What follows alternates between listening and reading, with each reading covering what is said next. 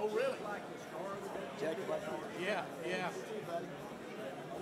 If you are a sponsor or 50-yard line member, come up and get your picture with Coach Alvarez. Bring your green ticket so we can get Coach out of here right after the meeting.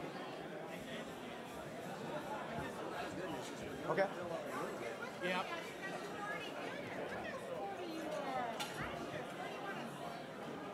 Dwayne?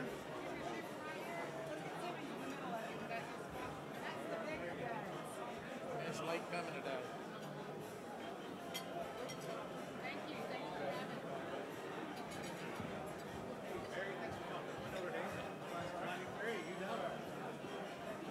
See, I got 1146. Yeah, that's what I've got.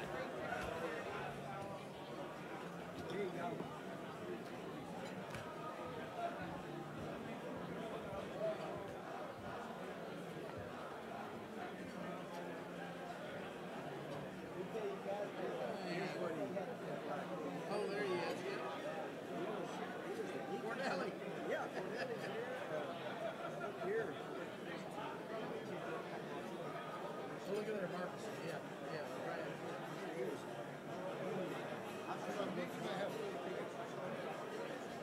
I bet you've got a lot of company. A lot. He was defensive coordinator. They won the national championship here for 3 years. Assistant head coach was there.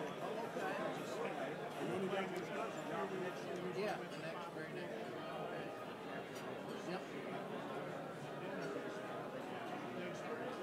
Yeah.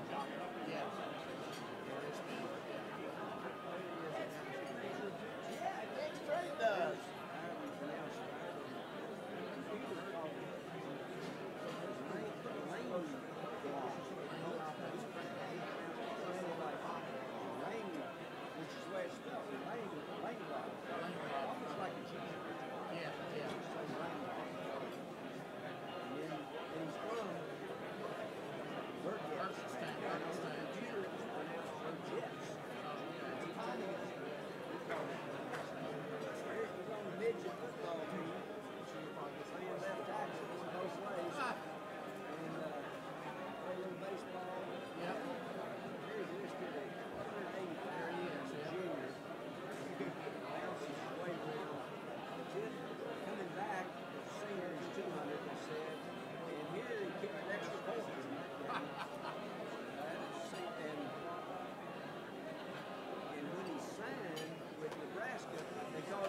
All right, Rex, you ready to rock and roll?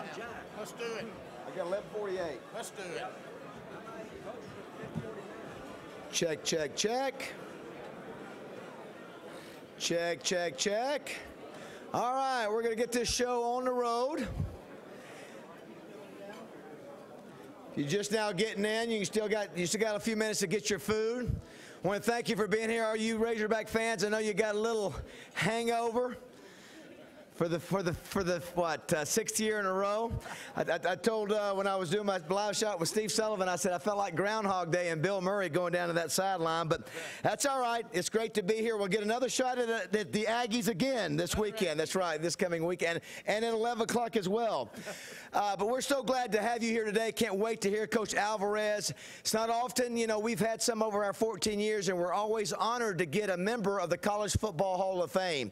When you get a coach who is the winningest coach in the history of the program, that's saying something. And Coach doesn't do many of these speaking engagements because he's a busy athletic director.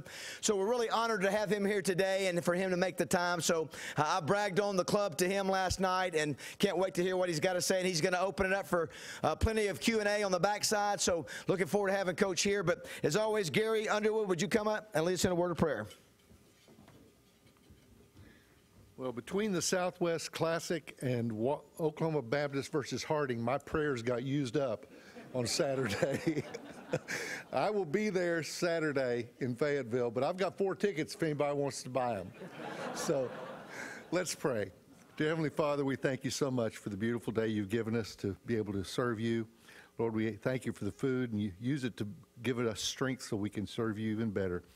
Lord, we just ask you to be with all of those here, their families, their friends, and just thank you so much for all you do for us. In your name we pray. Amen. Thanks, Gary. I want to thank all of you for being here every week and joining. It makes a big difference. If you haven't joined, please do so.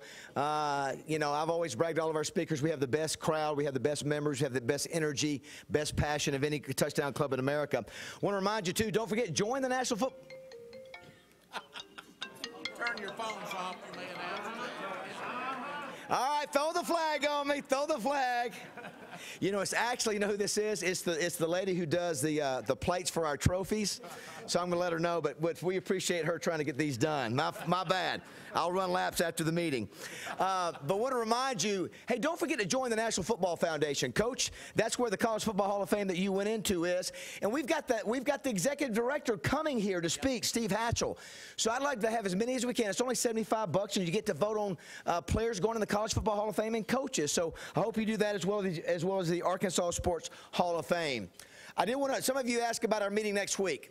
All right, next week we're going to have speaking to us Dari Noka, who is the lead anchor for the SEC Network. We had him here a few years ago. He's a great guy.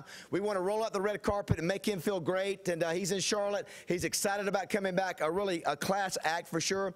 The week after that, October 9th, we've got Barrett Jones. And Barrett Jones may be the most decorated lineman in Alabama history. He won 3 national championships with Coach Saban, 2-time All-American at center, and he was the academic All-American and the top academic student player in the country. So you talk about a sharp guy, so we definitely want to have a good turnout for that.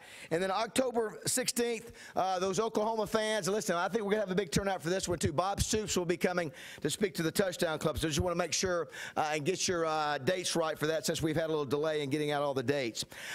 Before you mute your phone or turn it off, like I should have done, you can tell your friends that aren't here, they can watch this on lrtouchdown.com. They can watch it on the Touchdown Club app. That's provided to us by Farm Bureau, or they can go to the Facebook page. So just want to let you know that if you've got friends that want to hear Coach Alvarez can't be here, plus on 103.7 The Buzz as well. Do want to thank our sponsors, Twin City Limousine, Greg Hatcher, he's just been great. I think Lane Hatcher threw for another 18 touchdowns on Friday night. So thank you, Greg, for your sponsorship. And Dale Bennett will be, by the way, did you hear, sometimes things don't work out perfectly. Coach, we have this Twin City Limousine service that takes great good care of our speakers. Taking Coach Tuberville back to the airport has a flat on the way to the airport. So I'm getting ready to go 90 miles an hour, but luckily Dale Bennett was downtown and took another limo to get him and got him there. So thanks to Twin City Limousine for their support. The Little Rock Convention and Visitors Bureau, we are proud to be called the Little Rock Touchdown Club and bringing all these great speakers from all over the country to see the city that we're proud of. CJRW, Mark Raines, Dan Sawyer, looking forward to doing a presentation to the University of Arkansas Little Rock athletes this week.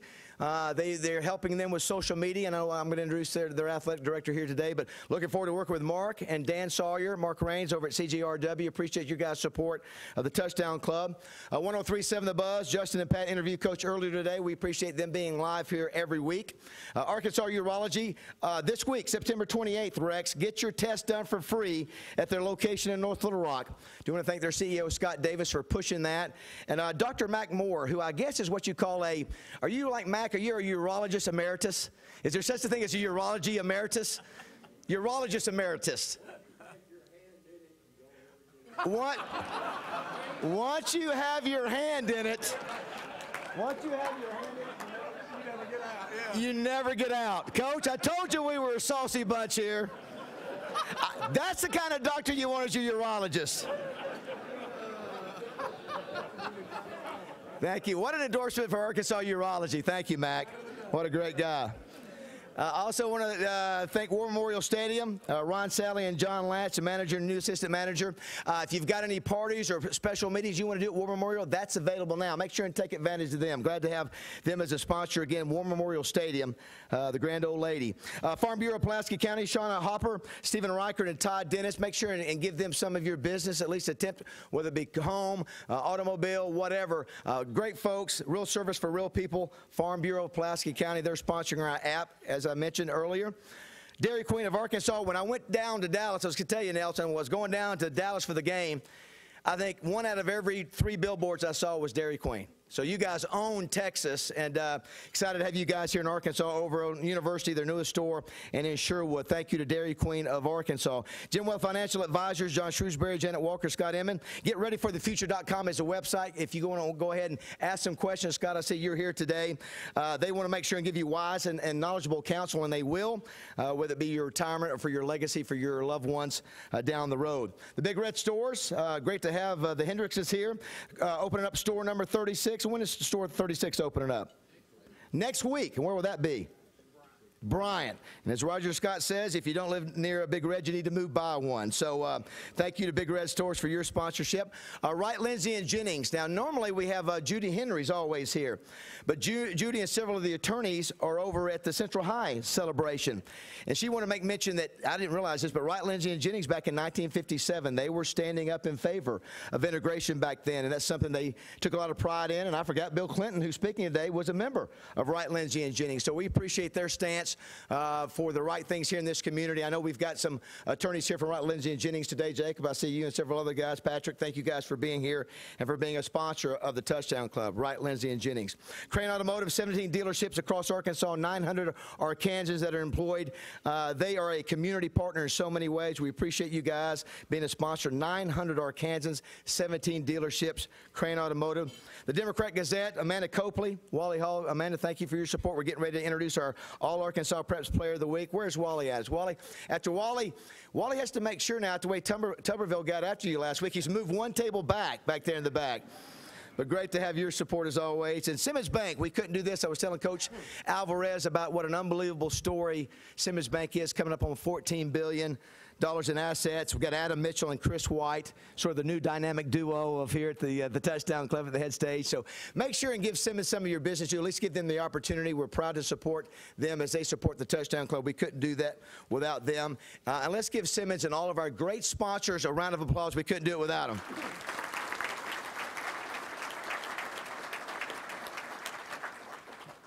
We're proud to be at the Embassy Suites. Thank you to their amazing staff for always getting us set up every week. Matt Johnson, Local Fidelity 6 in the back, high stream definition, doing a great job. We're always glad to have him helping out. Dwayne Duncan taking pictures like a madman. Don't forget, if you have hard copies, you do have hard copies made. If you had pictures with any of our guests up here, they're out there on a table once you leave today and at the beginning of each meeting. RJ Hall could not be here for social media because he's getting ready to have a baby. And so we have somebody filling in for him. I won't say his name, but you see him every morning on Channel 7.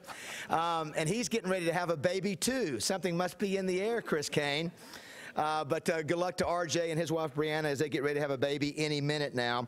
We remind everybody, at LR Touchdown Club is our Twitter account. We got a Facebook page. LRTouchdown.com is a website. So many ways to get connected to the Touchdown Club, including the Farm Bureau Pulaski County Touchdown Club app. Our amazing check-in ladies, they do a great job every week for free. The guys that set up the room. And, of course, our executive director does a great job, Debbie Wyman. Let's give them a round of applause. They do a great job.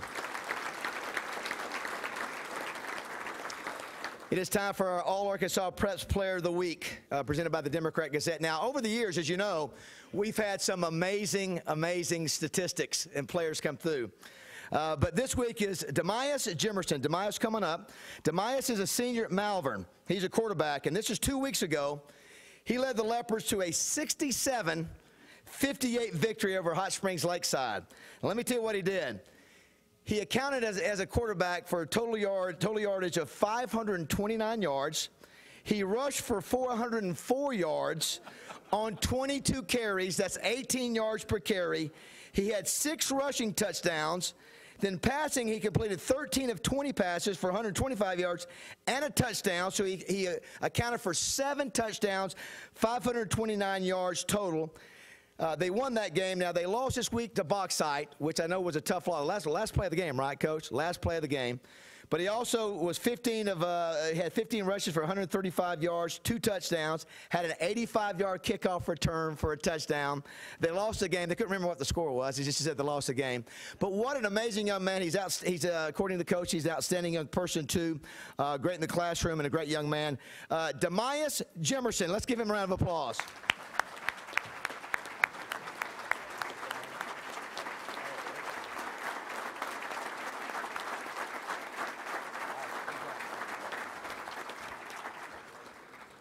want to welcome his mom, Lashika, his brother, Latron, or Tron as they call him, and Coach Hembry, who is here. Where's Coach at? Listen, congratulations, and appreciate you being here, and look forward to a great rest of the season for you guys at Malvern. A lot of great tradition over there, and you've had a heck of a two weeks for sure, Demias. We appreciate you being here. All right, had a lot of stuff happen over the weekend in football. I did want to mention before we introduce Rex, since we do have an athletic director up here, I did want to recognize another athletic director, a real sharp guy. He is the athletic director at University of Arkansas Little Rock. Where's Chase Conk? Chase, please stand. Let's recognize him. Chase, let's give him a round of applause. Doing a great job over at Little Rock.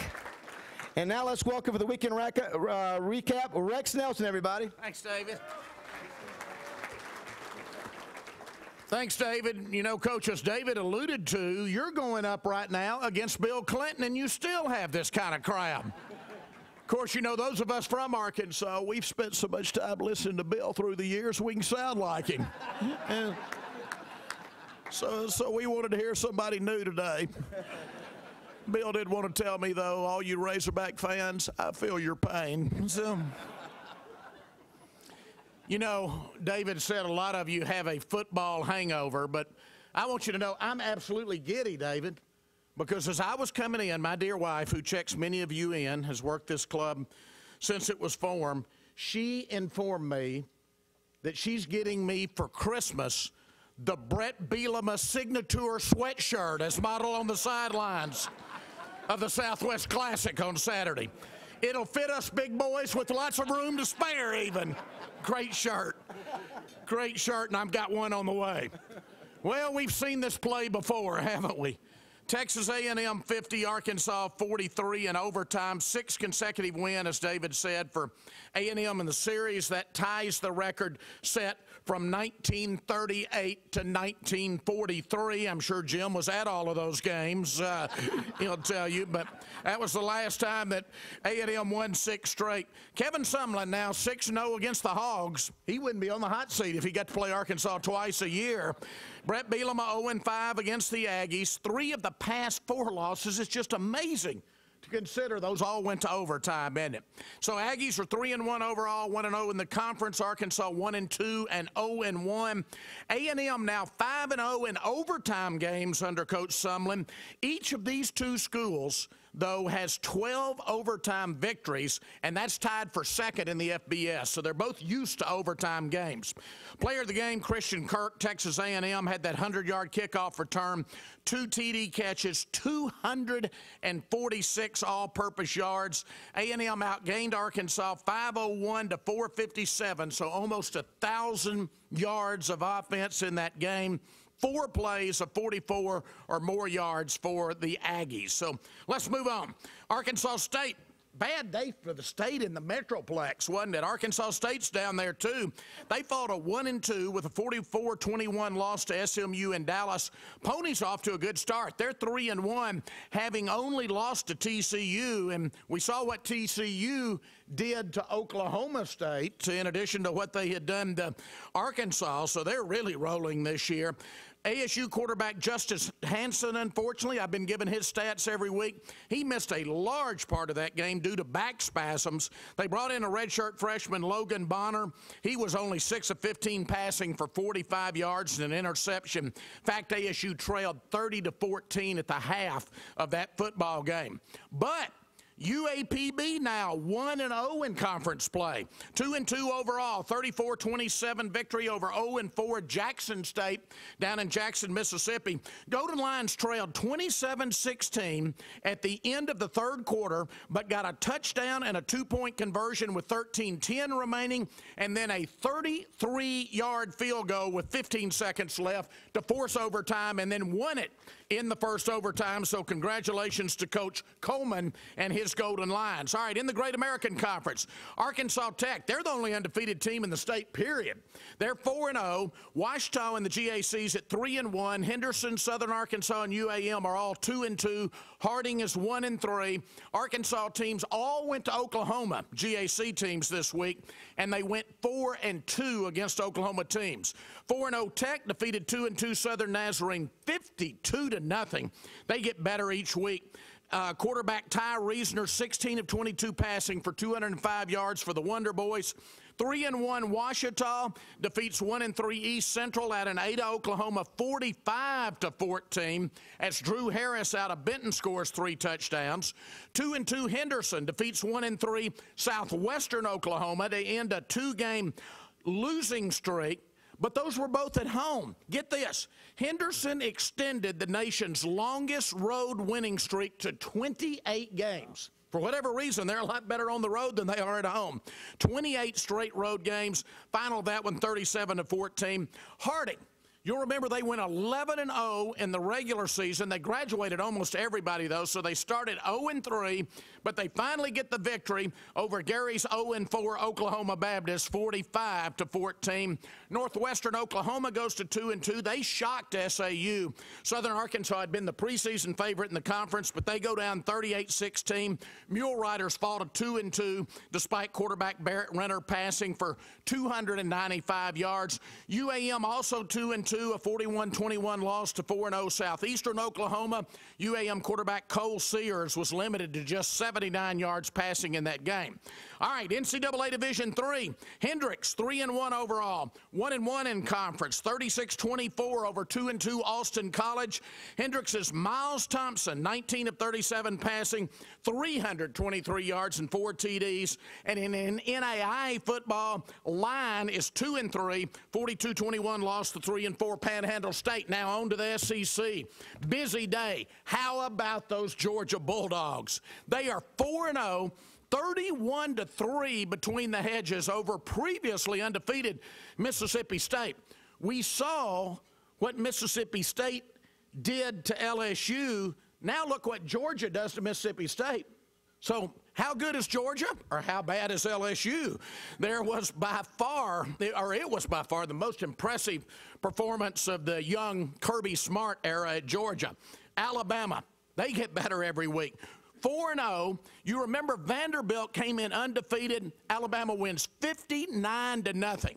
Bama has now won 19 consecutive games against SEC East foes. Tide hasn't lost to Vanderbilt since 1984. They haven't lost in Nashville since 1969.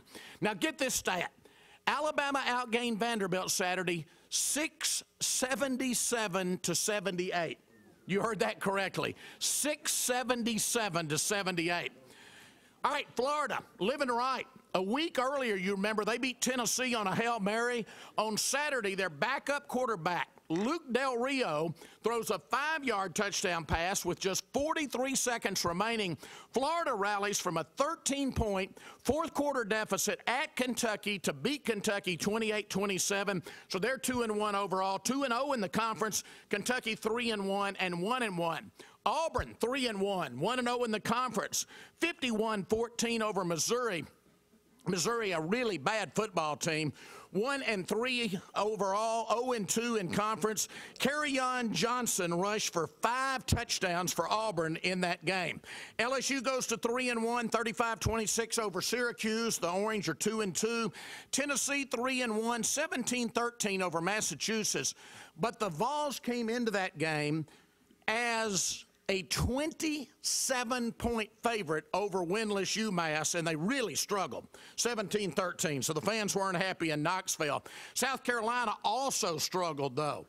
The Gamecocks are 3-1, but they trailed the Fighting Skip Holtzes of Louisiana Tech 13-0 after 3 quarters. Tech took a 16-14 lead on a 25-yard field goal with 55 seconds left, but then South Carolina comes back down the field, a 31-yard field goal with 4 seconds remaining, and they survive barely against Louisiana Tech. All right, this week, Aggies at Arkansas. That is the Aggies of New Mexico State, thankfully.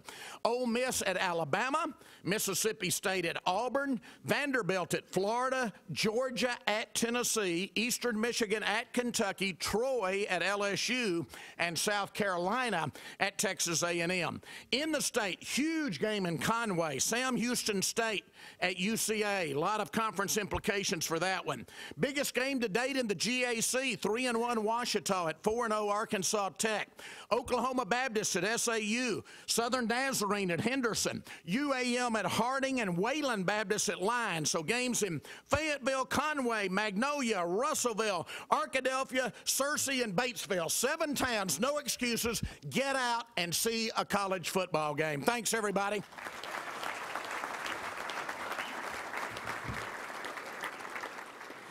Who needs MapQuest when you got Rex Nelson giving you all the locations?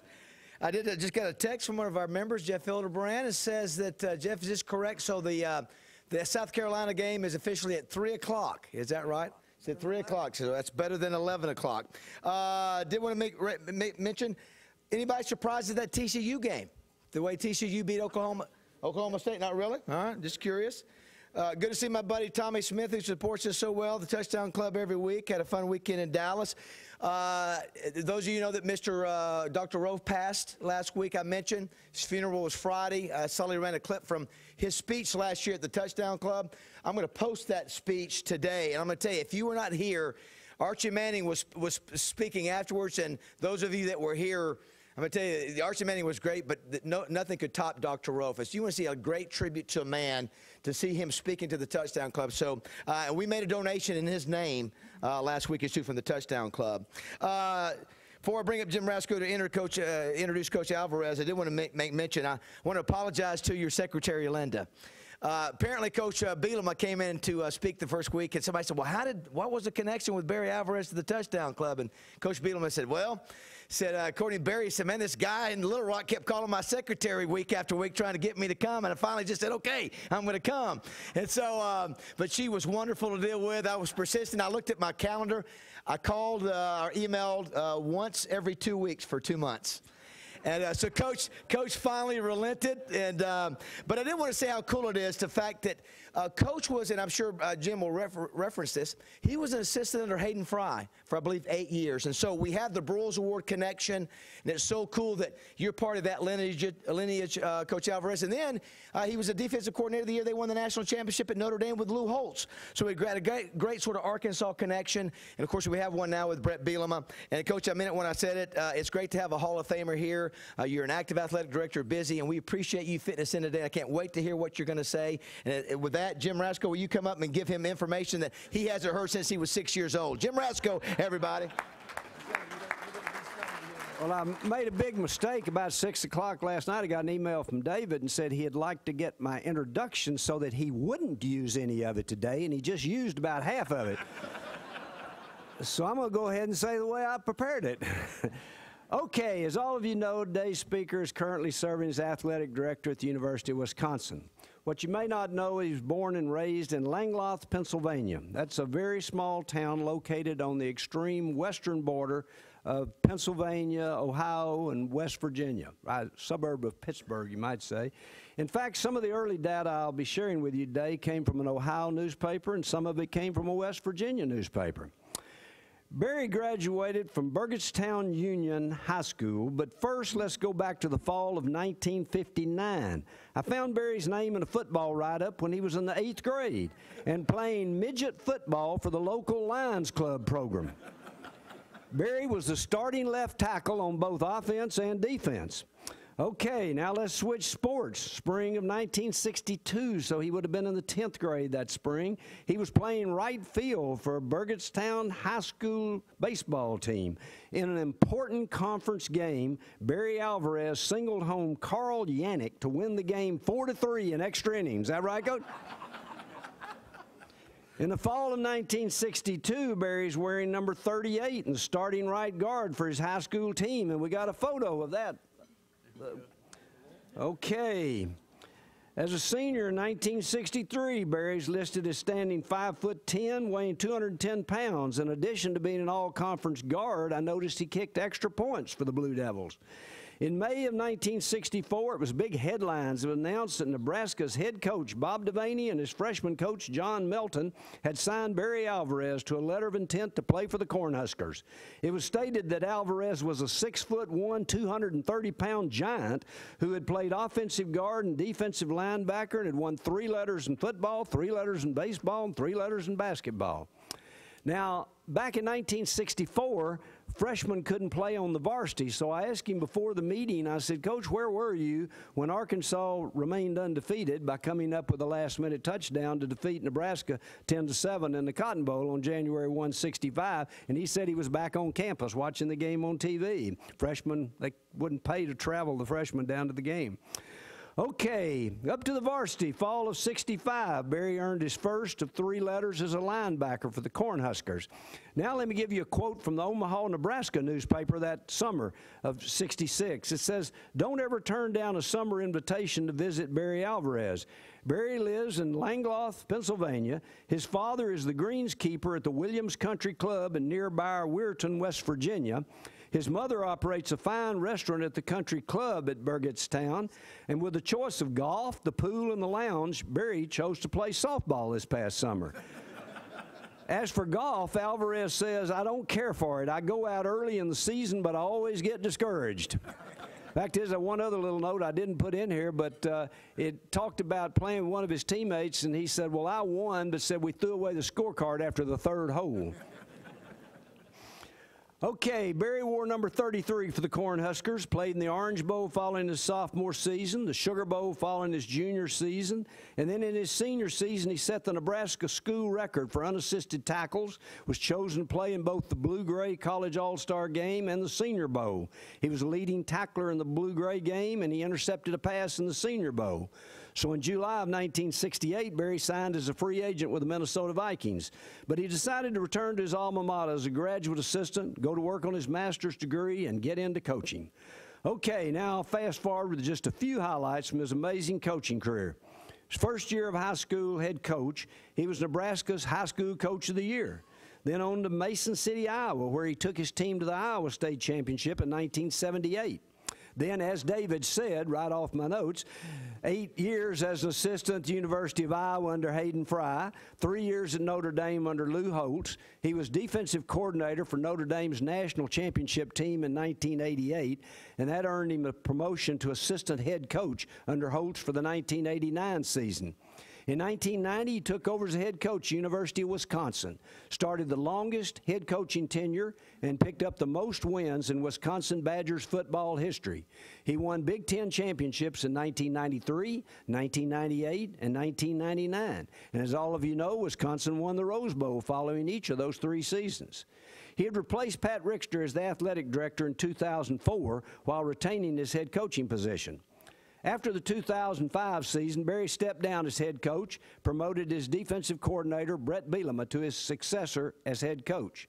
It's no surprise that Barry Alvarez was inducted in the College Football Hall of Fame in 2010. So here is Hall of Famer Coach Barry Alvarez.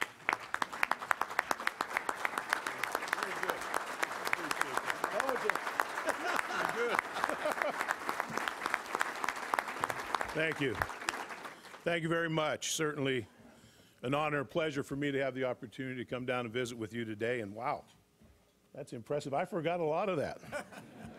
Not where I grew up, but a lot of that. But, you know, I owe a lot to college football.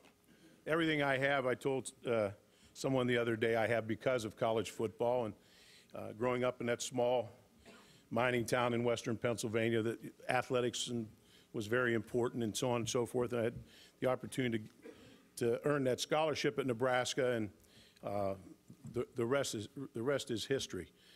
My mentors, as mentioned, I was going to talk about those. Having played for Bob Devaney, who was he was someone that I admired, someone that I tried to emulate, and I actually set my goals for my career to follow his. He started out as a high school coach, was an assistant at Michigan State, went to Wyoming, then Nebraska, turned the program around, then took over as the athletic director. And I set goals those are some of the things that I wanted to do. And setting goals is really easy for me. From a time I can remember, my father would talk to me about my grandfather. My grandfather came from Spain in 1917 and landed in New York and set a goal that he wanted to become a millionaire. Pretty lofty goals, 1917. 9 months later, he achieved that goal. And the amazing thing about it, he only knew 3 words of English. Stick 'em up. So,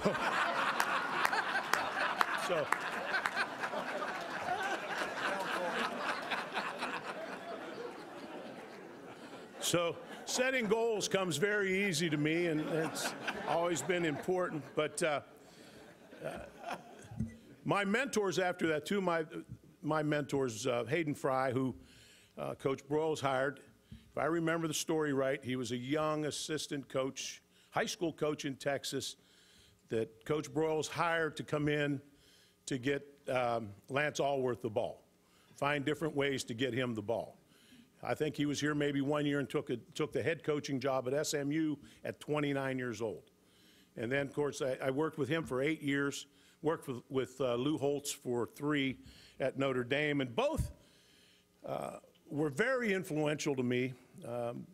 People ask, what'd you get from them? Hayden was meticulous in his organization, his day-to-day operations.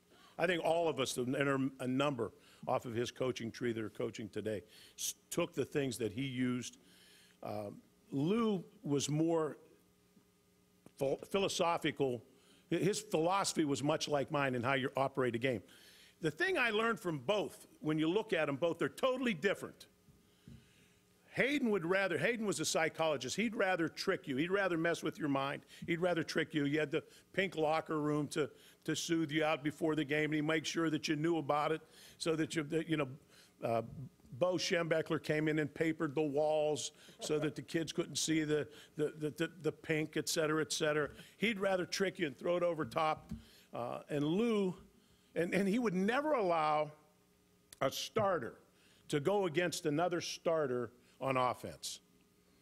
If you're a first-team tackle on offense, and you'd never go against the other starters. He wanted his guys to leave with a positive manner every day. I didn't quite agree with that, but that's the way it worked. Did it work? Absolutely, it worked. Now I went to work for Lou. It's exactly opposite. Now, his philosophy, how can you get better if you haven't stressed yourself every day, if you haven't pushed every day? Lou made practice miserable. If you were a quarterback and you got through a practice with Lou Holtz Saturday in front of 100,000, national TV was easy. So totally different philosophies. They both worked. So the thing that it taught me was, have your own philosophy, and it has to be what you believe in, and then build your plan on how you're going to win. What's your plan? And if I were coaching in the Southwest or Southeast, and I had access to a lot of skilled players, I'd probably run some things differently than I run at Wisconsin. When I took the job at Wisconsin, I knew the state. I had studied the Midwest. I had coached in the Big Ten, recruited there. I look at the state of Wisconsin, and you have some of the biggest people in the world now. You look at our nationalities, they're German, they're Scandinavian, they're big people. You have camps, you got guys that are 6'6", you got more 300-pounders you can shake a stick at. Now, not a lot of speed there. Not a lot of speed in our state. So, for me to say we're going to spread it out and throw it around, you're not very smart. Now, we're going to get some. We're going to get one here, one there. You're going to get guys that, Melvin Gordon was a great player for us, and Michael Bennett was a first-rounder and one of the fastest guys in the country. But you don't have an overabundance. So we devised our plan around the type of guys that we could recruit. These are guys we're going to run. We're going to be good in the offensive line. We're going to run the ball. We're going to be physical. We're not going to beat ourselves. That's how we devised the plan. And I learned those things from the philosophies I got from combining Lou and Hayden. So, those are some of the things that I believe in. You mentioned Tommy Tupper. I know Tommy was here last week. I was with Tommy a couple days before he got here. He did our game at BYU. And I'll share one story about Tommy. My last game at Wisconsin was against Auburn, and Tommy was coaching. And we had played against each other, but he really had a good team. The year before, he was undefeated, if you remember, and didn't go to the championship game. And there was a lot of talk about that. That year we played him, I think we were 10-1. So the interesting thing, I announced before the season I was going to step down. Brett was going to take over for me after that year, and I was going to train him throughout the season to be a head coach. So they announced the bowl pairings. Tupperville doesn't get in the national championship. We're going to go play in the Cap One Bowl in Orlando. So I go to a function the day before our press conference, probably about this big in Milwaukee. It's going into my last game, the bowl game, and everybody there, oh, we're really sorry. I think there are 2 people there that think we have a chance to win, you know? Really sorry, that's your last game. You got to go play Auburn. I think we were 17-point underdogs. So I'm thinking about that. My wife and I jump on a plane that night. We go to the luncheon, the press luncheon for the game, and we're sitting there. Tommy and I get up and we speak, and we leave. My wife is always brutally honest with me, and as we're leaving, she says, you know, you really did a good job today. The media loves you. Probably going to get your ass beat, but the media loves you. So I start thinking, my wife doesn't even think we're going to win.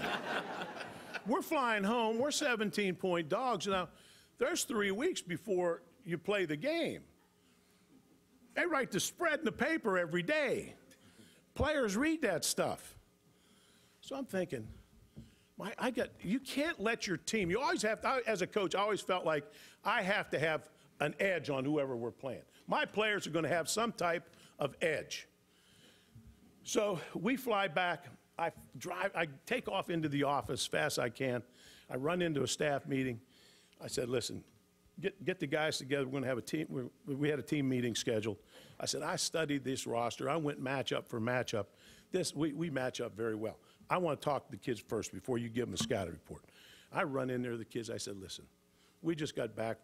A lot of people aren't giving us a lot of chance, but I'm going to tell you something. I have studied this roster inside and out. I've gone matchup for matchup, both sides of the ball. We really match up well with them. We'll win. We'll give you a great game plan.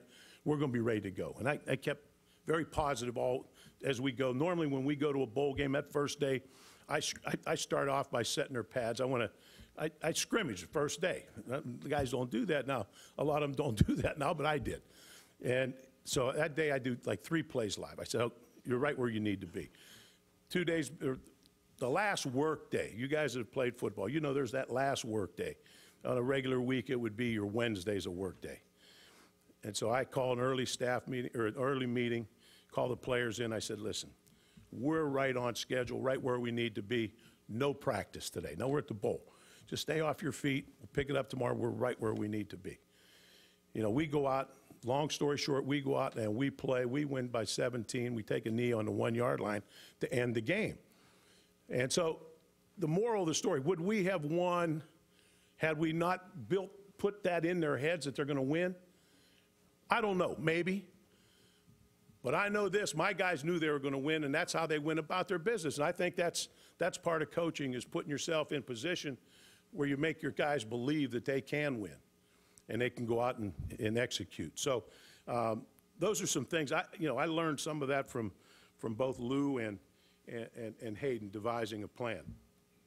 I'm going to share one Lou Holtz story. The guys here that have dealt with Lou all can imitate Lou. I think I do a pretty good Lou. I know David does a pretty good Lou.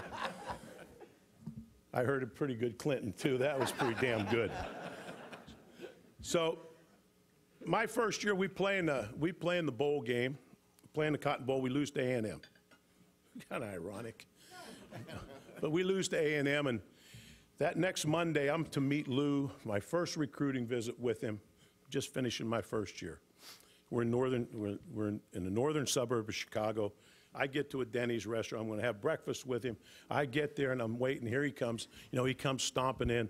He sits down, lights his pipe, and he says, I'm going to teach you a lesson. Okay. Get out a sheet of paper. And I'm like a junior high kid. I grab a napkin. I get a pen. He says, write this down. Problem. P. I write down problem. I got a problem. He proceeds to tell me my defensive coach coordinator won't do what I want him to do. I've been after him for 2 years, and he won't do it. When you have a problem, you have 3 ways you can deal with that problem. Write this down. 1. Live with the problem. I can't live with it any longer. Number 2, change the problem. I've tried to change him, he will not change. Number 3, eliminate the problem. I'm making a change. I'm getting a new defensive coordinator. Fortunately, that was me. So I saw how he operated, So, but, I can go a lot of different directions. I can talk about this. I was on the first 3 years of the selection committee, which, by the way, I thought was done very well. I'm off of it. I had a 3-year term. Jeff Long was the committee chair. I thought he did a very good job running it, but I trusted it. I will miss the people in the room. I think ESPN did an unbelievable job of making a mystery of what goes on in that room and try to educate people, but everyone was so accustomed to the bowls, or not the bowls, but the weekly rankings, they expected the same thing. If you win, it's status quo. If you lose, you drop 5. That's the way we learned for so many years of the rankings, but we start from scratch every week in there. And people just didn't understand that. The media didn't quite understand it. I think they're learning more and more. There's integrity in that room. People come prepared. I mean, I spent a lot of time. I'd watch, as many games as I could on Saturday. Watch some actually during our game.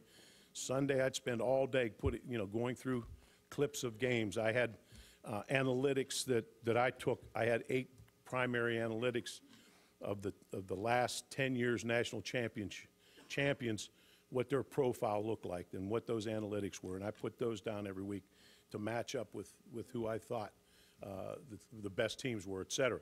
So all that went. And then I like the fact that everyone showed up prepared.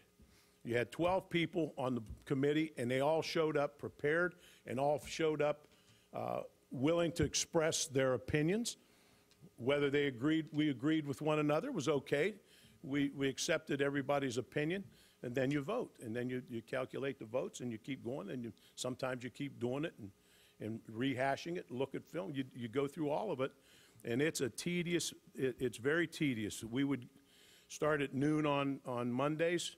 We'd break about 9 o'clock Monday night. We would break for dinner. We would finish up at 9 o'clock. We would gather again at 7 a.m.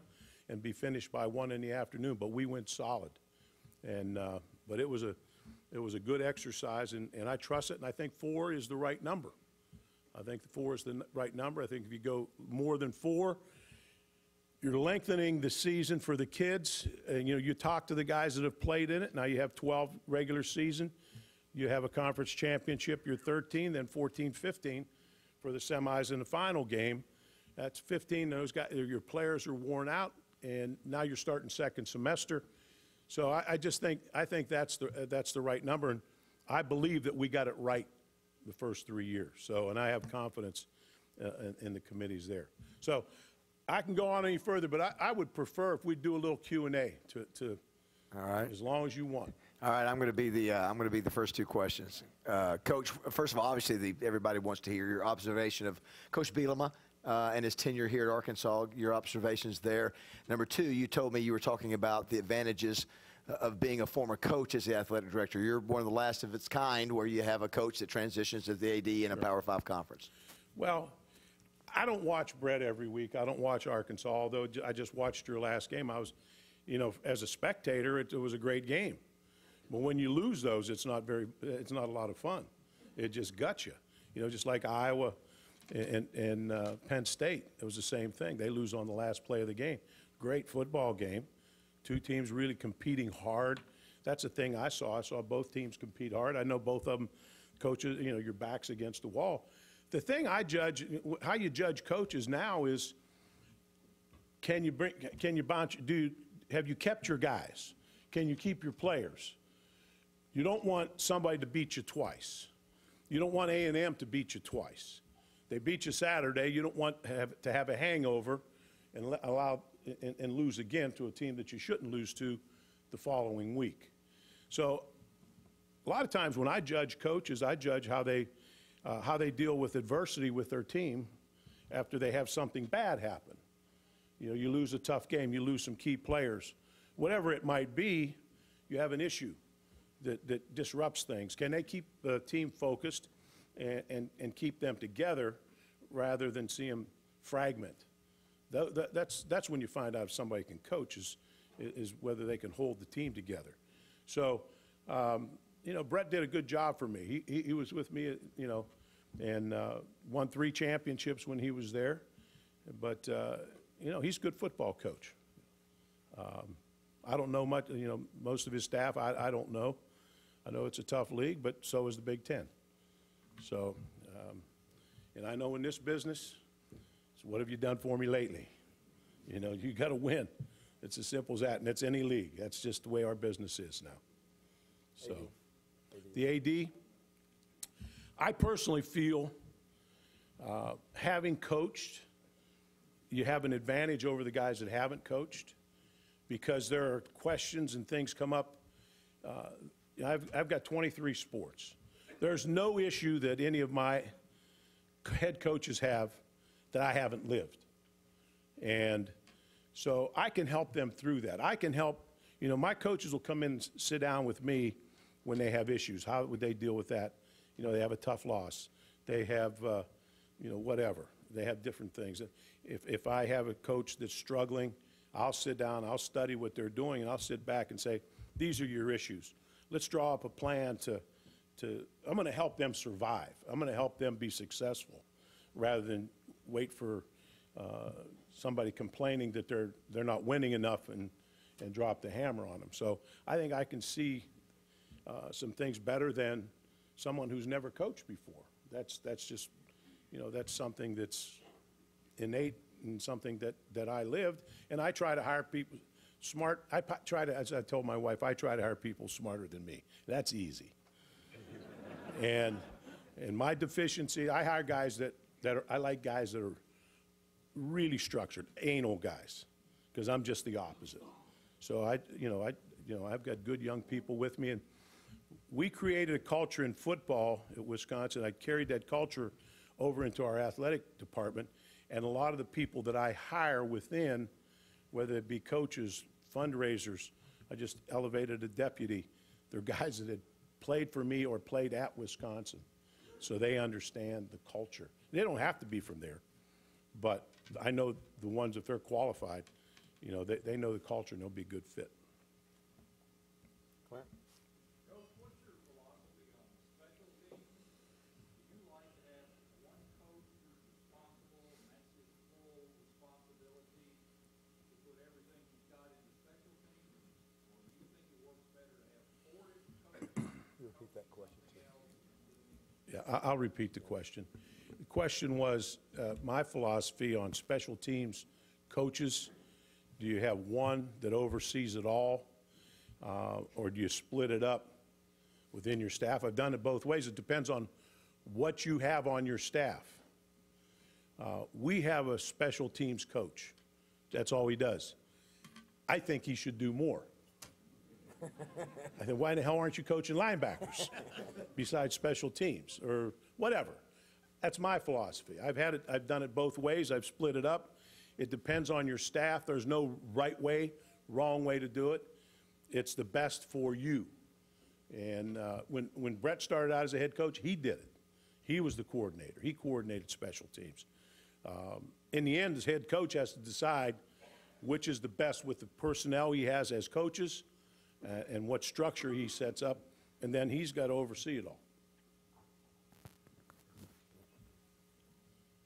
Just this past Saturday, during one of the football games, the sports commentators were talking about the upgrades to the facilities at one of the schools that improve the lives for the athletes. And then he said, which you rarely hear, but anybody knows it's true, he said, you know, the minute the kids 4 years of eligibility in, they're going to a lot of them will never live life this good again. They won't eat this well. They might not even all have a home. And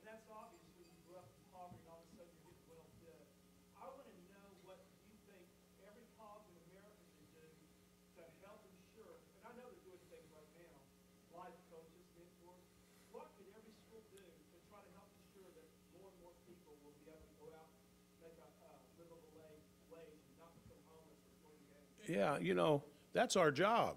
I mean, that's the way I look at my job and our coaches' jobs. When we recruit an athlete, and not just football, any athlete, we recruit them to come to university to be educated and play sports and learn how to manage both. I say, University of Wisconsin's a world-class university. When I talk to my athletes, I tell them you're got a better education than the guy sitting next to you in your classroom, because you're competing at a very high level in the Big Ten.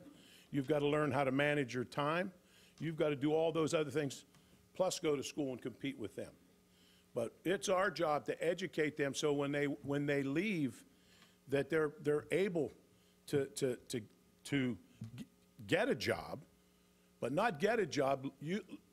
Use the things that they've learned while they were playing and competing to help them move upward and be mobile within that job. That's why you come to college. That's why anybody goes to college. There's no, it's no guarantee. Now, if you've got a school and you're just bringing guys in and keeping them eligible, and then when they're done playing, you move them off, you don't worry about them, well, those are people you need to talk to. I know I wouldn't operate a ship like that. I don't know any that do. That's part of the deal. Now, I know there are some places like that, and I don't know the answer to them because I'd never coach at a place or I'd never administer at a place like that. How do you measure the success of your football program as a coach and now as an athletic director? How do I measure the success?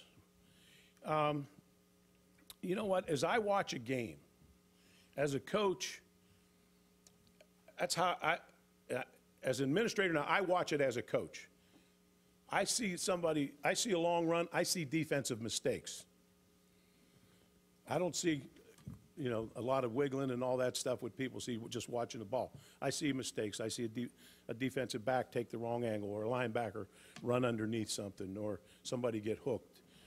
Those are things I see. So how I evaluate a team, I look at it about mistakes. When people ask me before, what do you want to see? I say, I want to see a clean game. When I say by a clean game, I don't want to see foolish penalties where you're not concentrating. You're a wide receiver and you're running the ball left and this guy jumps. You think he's in the game? Or somebody retaliation foul, or now targeting, or hitting somebody out of bounds, or a center quarterback exchange. I watched that first week of football this year. There was a team came out, and they're talking about all these fancy things that the offensive coordinator had, and they put him up in the booth because he's so excitable, and they're going to run out to the ball, and they're going to quick snap. They snapped the ball. They came out over the ball 4 times. They didn't get a snap yet. They were called twice for too much time, delay a game, and twice, once an offensive guard jumped, then a tackle jumped, and then it was a center quarterback exchange missed. You better learn, you practiced for 3 weeks, now it's a month, you better get the center quarterback exchange first. So I look for improvement from week to week. So that's how I gauge football. It's not just looking at the score. Did they win 17-14 or 35? They blow somebody out. It's how well you play and what they're commanding and demanding of their athletes. Coach, you mentioned, you said you had a philosophy at Wisconsin. I think a lot of people ask, could Brett Bielema take that same philosophy, the recruiting style, the kind of players you had, and could make that work in the SEC? Do you think geography makes that difficult to do? Do you think that philosophy can't be as successful in the SEC because of that theory you mentioned? Doesn't seem to be hurting Nick.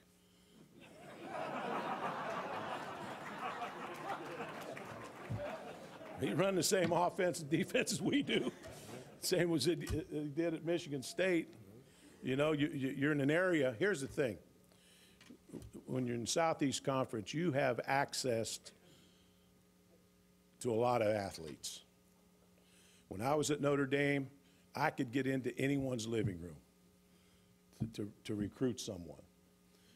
You have to do a good job of evaluating. First of all, you have to know what you want to do. I think I know what Brett wants to do. Brett's going to be very similar to what we've done. I see his lines are big lines and physical teams, good running backs. But you have to evaluate guys coming out and know it's the type of person you want, and he plays the style of play that you want. But I think the more people spread out, the more effective that style is. It's hard to prepare for. It used to be, it was hard to prepare for these spread out teams. Now everybody runs it.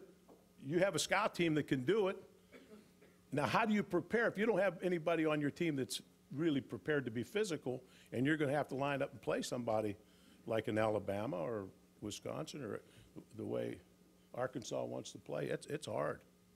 It's hard to prepare for that. What about, too, I'm going to ask one more, and Bob will get you. What about a lot of talk on our radio show today about, in the last few weeks, about the business model for college coaching, where you have buyouts that are, double-digit million. I mean, as an athletic director, what's it like to deal with that kind of scenario, that kind of business model? Well, you better be smarter than the agent. You got the last word. He doesn't. No, I think that's the obligation of the administration. I mean, it's good business. I see schools that are paying tens of millions of dollars to guys that aren't coaching. We had a school in our league that was paying 2 football coaches, 2 basketball coaches. I think it was about $10 million, and they're not around.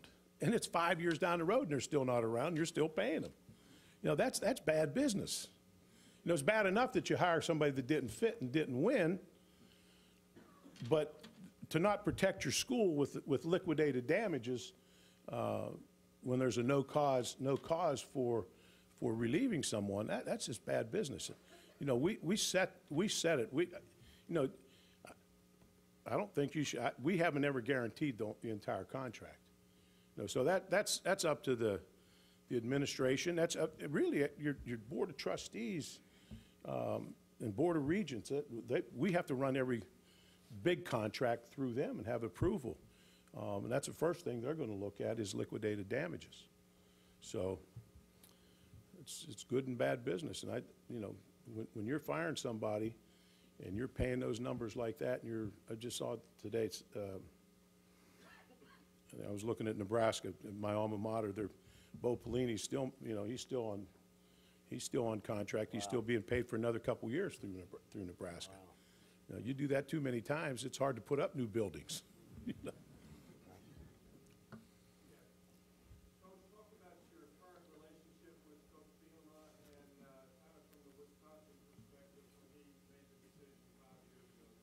Yeah. Brett and I, we talk. Our wives have stayed friends. Naturally, I was upset. Not that Brett left. It was just he not ambushed me. He surprised me. You just won the championship, and we were supposed to have dinner that night, and then in New York, and then I find out a day later. So I was upset by that. But you know what? Brett was like a son to me, and very close. Lived a few blocks away. I probably spent for the whole time he was there, minimum 3-4 days a week with him, and so we had a close relationship. And life's too short to for us not to be friends. We were too close of friends for a long time. So we're friends and stay in contact. Not as close as naturally as we did. And I think our people, number one, the Wisconsin people like to think that that's a destination job. Somebody leaves, they're offended by that. They don't understand. Somebody wants to leave, that's a slap in their face. So they were taken aback by that. No one's ever won the right to go to the Rose Bowl and resigned or step back. That's like the first time in the history of the world for something like that to happen. So you could see why they were upset with that.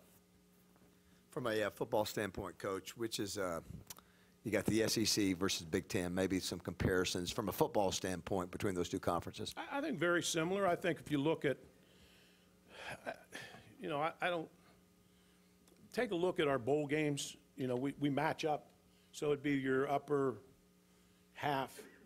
You know, there are matchups in 2 or 3 bowls. I think we're probably about 500. I think probably some of our lower teams were not as good. I think now, when Urban came in, he upgraded the recruiting.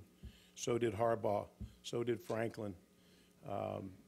Purdue has brought in a new coach who's made them much better. We've stayed consistent. I think we've been the most consistent team. You know, we've probably averaged since 93,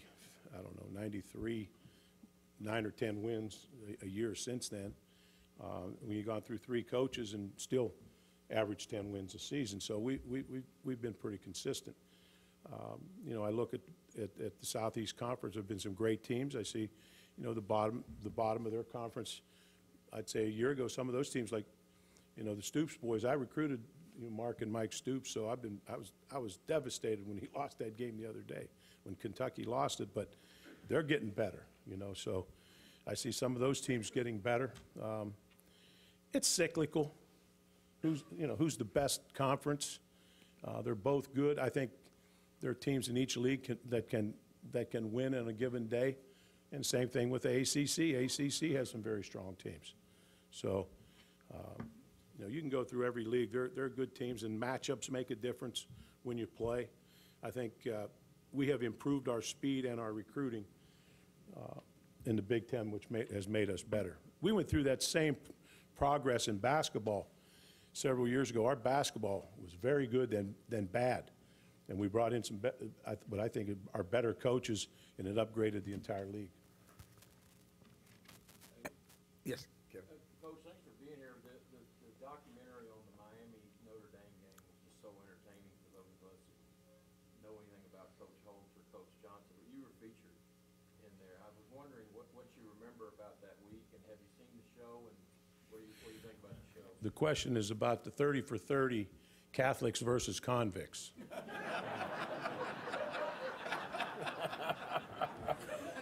You know, I have to tell you,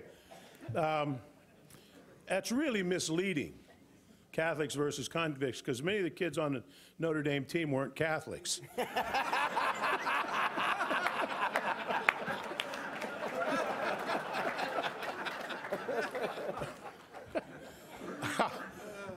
I'll tell you what I remember about that game. Chuck Heater was my secondary coach, and we would jog every day, and that's a late afternoon game, and like a 2:30 game, and we went down before we met, and we got our jog in. And I told him Friday, I said, I'm looking for a typical South Bend day, about 55 to 60, gray, gloomy, little mist coming in from Lake Michigan, you know, lake effect weather, you know, just the opposite of what they have in Miami when they come up here. We're jogging, and it's 75 degrees. They're in the cloud in the sky. The leaves are just turning. It's the most beautiful day they've had in South Bend in 20 years. You know, so weather wasn't going to be a factor of the game. I never forget the fight before the game. I didn't think it was ever going to end. I mean, they fought down the tunnel. I saw Rocket Ishmael dive from the bleachers right into the stack, and next thing I know, he's crawling up under the bleachers. I mean, it was, but the game started, and the defensive kids came out. 2 of the starters on the offensive line from Miami were Chicago guys, went to Chicago Catholic League, and knew our guys, and they said, they commented during the game, this is going to be a hell of a game, you know. And they I think both teams respected one another, and it was a great game, just going back and forth. And our kid, you know, that group, the seniors were involved in that, like a 50-something route 4 years earlier in Miami, and that's when Ara Parseghian came out and said, from these ashes, Notre Dame will rise again, you know. And so we had the T-shirts on, and Miami wasn't buying that. But, I mean, it was really a great game. A lot of good players on both teams in that game. Best player you ever coached? Can you pick one or two? I think the best player on that team was Rocket Ishmael, and he was just a freshman. You know, I had a Heisman Trophy running back in Ronnie Dane, but Joe Thomas, even though he's a lineman, he's the best. You know, he's been all-pro. He's not missed a snap since he's been in the league, and that's since 06 or 07. He hasn't missed a snap. Very smart, very analytical. Been all-pro ever since he's been here. I think his rookie year gave up 1 sack. So. All right. All right, everybody. Barry Alvarez. Great job, folks. Thanks for being here, everybody. Next week, Dory Noka from the SEC Network. We'll see you next Monday.